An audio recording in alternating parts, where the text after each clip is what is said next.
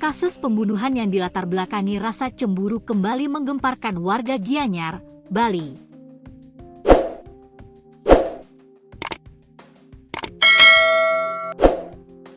Seorang pria berinisial M, 55, menyerahkan diri ke Mapolsek Belah Batuh usai menghabisi pria yang diduga sebagai selingkuhan istrinya, berinisial AS, 54, pada Kamis, 3 April 2025, malam.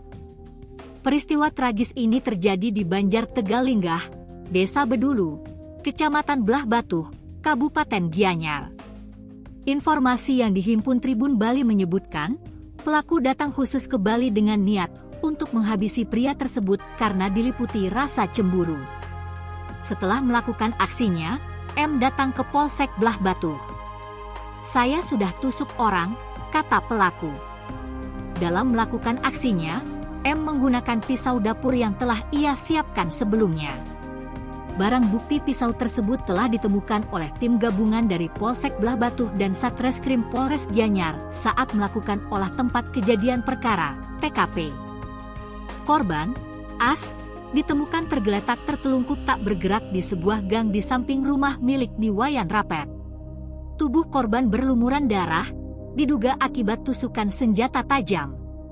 Salah seorang saksi mata, Clarencia Uivi, 38, menjelaskan bahwa ia menemukan korban dalam kondisi mengenaskan dan diduga telah meninggal dunia.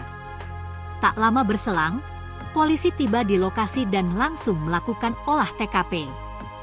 Peristiwa ini menghebohkan warga sekitar.